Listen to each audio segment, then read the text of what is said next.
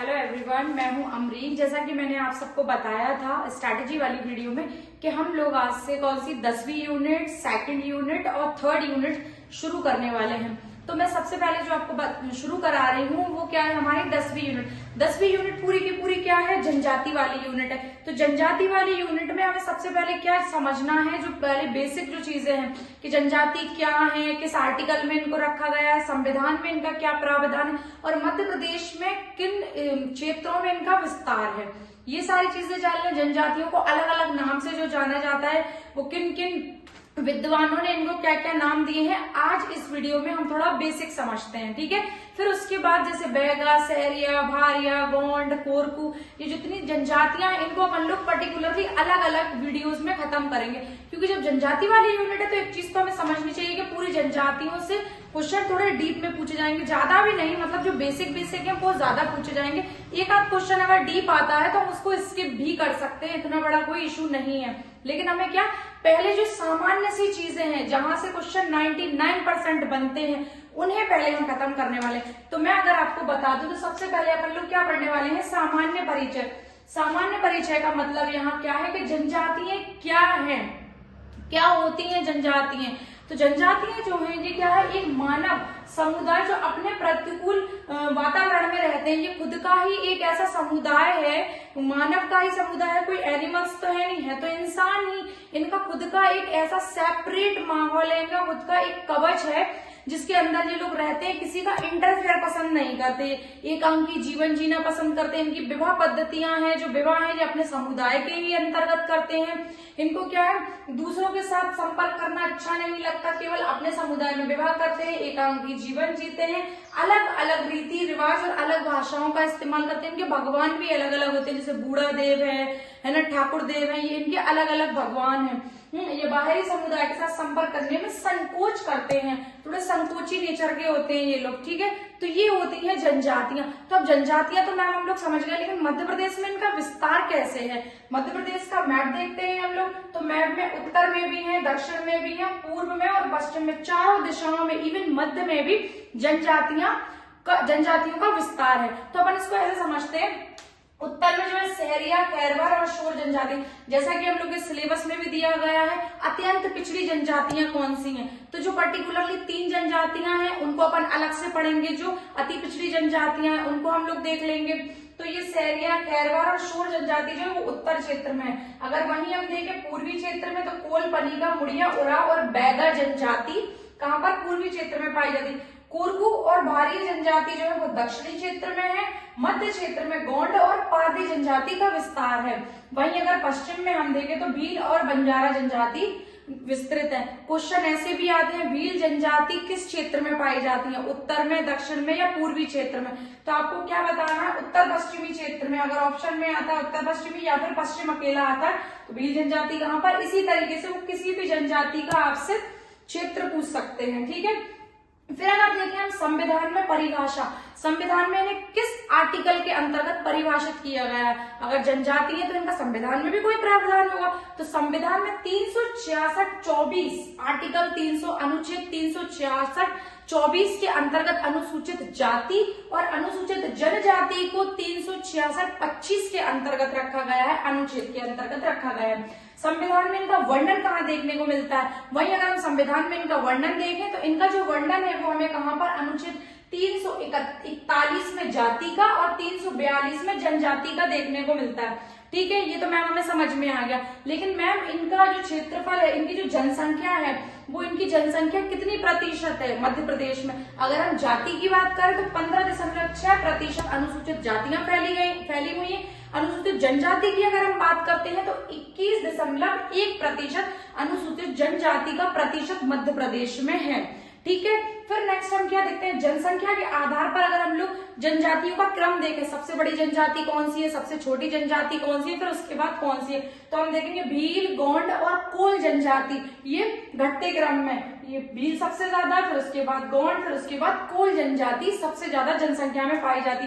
वहीं अगर अपन इनके प्रावधान की बात करें, इनका जनजातियों का अगर प्रावधान देखें, किस आर्टिकल के थ्रू अगर उनके साथ में कुछ बुरा होता है या कुछ गलत होता है तो इनको कैसे, मतलब वो दिलाया जाएगा, न्याय कैसे दिलाया जाएगा, तो इनके लिए एक आर्टिकल बनाया गया है। कौन 1995 आर्टिकल में इनके लिए एक आयोग बनाया गया है। एक आयोग जो इनके लिए बनाया गया, कब बनाया गया? 1995 में अनुसूचित जाति जनजाति आयोग का गठन किया गया था।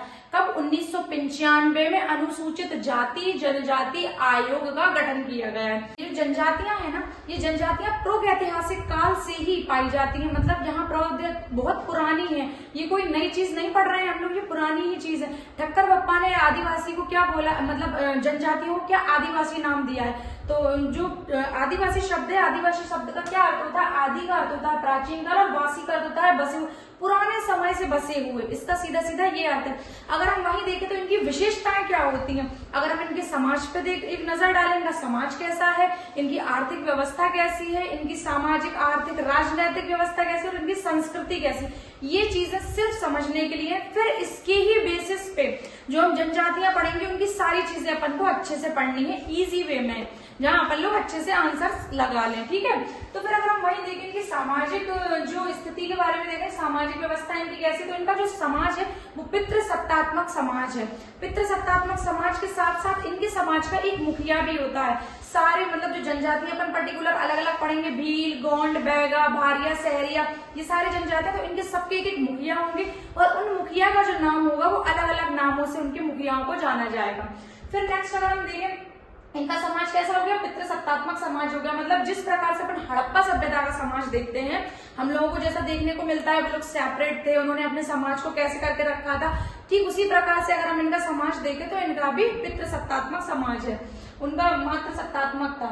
आर्थिक व्यवस्था को अगर अपन देखें तो इनकी आर्थिक व्यवस्था जो है वो कृषि पर आश्रित है। कृषि, और कृषि में भी ये कौन सी कृषि करते हैं? कृषि में भी ये झूम कृषि करते हैं, झूम खेती करते हैं। झूम कृषि क्या होती है? मतलब एक एरिया है, एक जगह उन्होंने कृषि की, उस कृषि को काटने के बाद, खेती करने के बाद, जब अपना अच्छा खासा हो गया सारा कुछ, तो काट करने के बाद आग लगा देते हैं वहां उस क्षेत्र, फिर उस क्षेत्र को छोड़कर दूसरी जगह जाकर ये कृषि करते हैं। ऐसी कृषि को हम लोग क्या कहते हैं?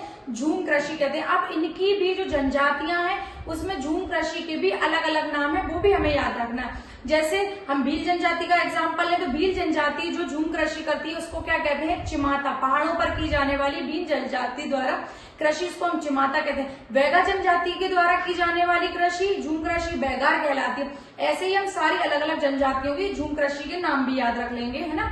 फिर अगर हम उसके बाद देखें आर्थिक व्यवस्था और इनकी क्या, ये लोग मजदूरी भी करते हैं और जैसे ये लोग शिकार भी करते हैं। पादी जनजाति जो कि खुद को कहती है कि भगवान ने हमें पैदा ही शिकार के लिए किया है, तो इनका जो आर्थिक व्यवस्था है वो थोड़ी सी क्या, शिकार पे भी ये लोग आश्रित है। इसी प्रकार से मजदूरी भी करते हैं, जैसे लेबर वगैरह हम लोग देखते हैं ना, ये जनजाति जो हमें देखने को मिलती है घर लेबर गृह का जो कार्य कर रही है आजकल, तो वो जनजाति ही जो है वो कर रही है ऐसा। ठीक है, फिर अगर हम उसके बाद देखें इनकी कौन सी राजनीतिक व्यवस्था, राजनीतिक व्यवस्था की अगर हम बात करें तो इतना ज्यादा हस्तक्षेप नहीं है इनका राजनीति में, लेकिन फिर भी सरकार ने इन्हें थोड़ा सा चीजों में प्रावधान दिया है। जैसे अपन विधानसभा सीटों की अगर बात करें, टोटल कितनी सीटें हैं? 230 सीटें हैं। 230 सीटों में 47 जो सीटें हैं, 47 अनुसूचित जनजाति की सीटें हैं। वहीं अगर 35 सीटें देखें तो 35 सीटें अनुसूचित जाति की हैं। ठीक है, अगर हम लोकसभा की बात करें तो लोकसभा की टोटल कितनी सीटें हैं? 29 सीटें। 29 में से जो 6 सीटें हैं वो अनुसूचित जनजाति की और 4 सीटें अनुसूचित जाति की हैं। PESA PESA panchayat extension to schedule area जो एक्ट बनाया गया है, ये भी अनुसूचित जनजातियों के लिए बनाया गया है। पंचायतों का विस्तार कहाँ पर? अनुसूचित जनजाति क्षेत्रों में। ठीक है, फिर अगर हम देखें विकास खंड तो टोटल कितने इनके लिए 89 विकास खंड है, जिसमें से सबसे ज्यादा जो विकास खंड है वो कहाँ पर है? वो है हमारे इंदौर में। वहीं अगर अपन लोग इनकी क्या देखें, अब संस्कृति की बात करें तो संस्कृति में इनकी विवाह जो है वो अलग अलग तरीके से होता है। नृत्य जो है इनका वो अलग तरीके का है, और इनकी लोक चित्रकला अगर हम देखें, जैसे इनकी है लोक चित्रकला की अगर हम बात करें तो इनकी कौन कौन सी है? गौंड चित्रकला है, इनकी बहुत सारी चित्रकलाएं जो अपन अलग अलग पढ़ लेंगे। और अगर पर्व की बात करें तो इनके पर्व भी अलग अलग है। भगोरिया पर्व है, भगोरिया नृत्य भी है इनका। वहीं अगर हम देखें त्योहार भी अलग तरीके से मनाते हैं, इनके अलग डिफरेंट तरीके के फेस्टिवल हैं। फिर देखें अगर हम वहां पर संगीत भी इनके टोटली अलग है, जो अपन को पूरे अलग से ही पढ़ने हैं। जो विद्वानों ने जनजातियों को अलग अलग नाम दिए हैं, उन अलग अलग नामों को अपन जानेंगे वो क्या क्या नाम है और किसने दिए हैं। सबसे पहले अगर अपन देखें तो आदिवासी आदिवासी जो नाम दिया गया है वो काका कालेकर साहब, AP ठक्कर बापा और बैरियर एल्विन ने इनको क्या जनजातियों को आदिवासी नाम दिया। अगर हम देखें तो इन तीनों में से सबसे पहले जो इनको आदिवासी शब्द से जिसने मतलब पुकारा था वो हमारे कौन थे, ठक्कर बापा थे। इसीलिए इन्हें पितृ पुरुष कहा जाता है, आदिवासियों का पितृ पुरुष के नाम से इन्हें जाना जाता है। इन्होंने आदिवासियों के ऊपर एक पुस्तक भी लिखी है, वो पुस्तक है इनकी कौन सी, टाइम्स ऑफ इंडिया। इस पुस्तक को लिखने का उद्देश्य यह था कि जो आदिवासी हैं उनको हम मुख्य धारा से जोड़ सकें। ठीक है, फिर नेक्स्ट अगर हम देखते हैं कौन, बैरियर एल्विन। बैरियर एल्विन ने भी 2 पुस्तकें लिखी है, द मुड़ियास लिखी है इन्होंने, और इन्होंने लिखी है एक द वैगास, द मुड़ियास ऑफ घोटुल पाटा करके इन्होंने जो बुक लिखी है, एक इनकी ये बुक है। घोटुल का अर्थ क्या होता था, घोटुल का अर्थ कुछ इस प्रकार से समझो, ये कुछ बना इनका मतलब घर है, यहाँ पर एक साइड एक कोठरी टाइप की बनाई जाती थी लकड़ी की, वहां पर वो कोई बड़े लोग भी होते थे जो मुखिया वगैरह और लड़का लड़की यहाँ पर रहते थे। एक तरीके से आज के टाइम का लिविंग रिलेशन समझो। तो ये क्या था, एक लिविंग रिलेशन की तरह था कि अगर आपको अच्छा लगता है तो आप इनके साथ रह सकते हैं, विवाह कर सकते हैं, और नहीं लगता है तो फिर बाय बाय कर दो। तो ये क्या था, एक युवा ग्रह था। ऐसे ही हर जनजाति का एक अलग अलग युवा ग्रह है, वो अपन आगे बढ़ेंगे। ठीक है, फिर अपन देखते हैं क्या, दलित। दलित शब्द जो दिया गया है वो अंग्रेजों के द्वारा दिया गया है। दलित शब्द से आदिवासियों को अंग्रेजों ने पुकारा, और 1935 का जो एक्ट आता है, भारत शासन अधिनियम जो हमारा है 1935 वाला, उसमें अंग्रेजों ने इनके लिए भी एक प्रतिनिधित्व रखा था अलग से। उसमें अगर हम पहाड़ियों की बात, पहाड़ी शब्द की बात करें तो पहाड़ी शब्द से किसने, जॉर्ज ग्रियर्सन ने इनको, जॉर्ज ग्रियर्सन ने इसका नाम दिया। अब मैम इतने सारे नाम हो रहे हैं तो हम इनको याद कैसे रखेंगे। देखो, टक्कर दी थी किसने, टक्कर दी थी आदिवासियों को टक्कर देने के लिए खड़ा कर दिया था किसने, ठक्कर बापा ने। बैरियर एल्विन थे, बैरियर एल्विन ने द वैगास की पुस्तक भी लिखी। मैं आगे उनकी ट्रिक्स भी बताऊंगी बहुत अच्छे से, बस इतना याद रखो, बैरियर एल्विन को अपन बैगा से कनेक्ट कर सकते हैं। बैरियर में बैग लटका दिया कुछ इस तरीके से। अगर अपन यही देखें, पहाड़ी, पहाड़ी शब्द जॉर्ज ग्रियर्सन ने दिया, तो पहाड़ी पर चढ़ाने के लिए कार में गियर डालना पड़ता है, तो ग्रियर्सन, ऐसे अपन इसको याद रख सकते हैं। फिर हम देखें विलीन। विलीन शब्द जो है वो किसने, विलीन से किसने पुकारा है, दास एंड दास ने।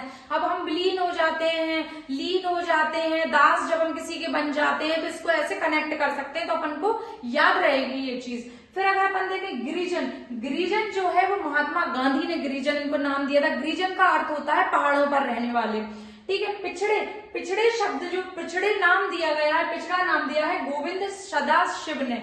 सदा से ही हम मैं गोविंद गोविंद कर रहा हूं तब भी मैं पिछड़ा हुआ हूं। ठीक है, ऐसे याद रखते हैं। और जो अनुसूचित मतलब सूचीबद्ध, अनुसूची में जो इसको अनुसूचित शब्द दिया गया है, संविधान ने इसको सूची में, एक सूची में रखा है, अनुसूचित किया है। तो जो अनुसूची वर्ड है वो किसने, संविधान ने हमें दिया है। इसको जो पुकारा है, जो इनको नाम दिया गया है, इस तरीके से हमने थोड़ा इसका बेसिक पढ़ने का ट्राई किया है। अब हम लोगों ने थोड़ा थोड़ा बेसिक समझ लिया है, कैसा है, क्या है, हमें किन पॉइंट ऑफ व्यू से पढ़ना है, हमने इनके पॉइंट क्लियर करने की कोशिश की है। नेक्स्ट जो अपन लोग जनजाति पढ़ेंगे, सबसे पहले हम लोग अति पिछड़ी जनजातियां उठाते हैं, जैसे बैगा, भारिया और सहरिया। तो हम लोग कल बैगा जनजाति को शुरू करने वाले हैं, तो सब लोग तैयार हो जाना, रेडी हो जाना, और बहुत अच्छे से पढ़ना है इस यूनिट को, क्योंकि इसका वेटेज बहुत ज्यादा है मार्क्स के पॉइंट ऑफ व्यू से, नंबर के प्रीलिम्स में। ठीक है, अगर आपको अच्छा लगता है तो चैनल को सब्सक्राइब करें और वीडियो को लाइक करें।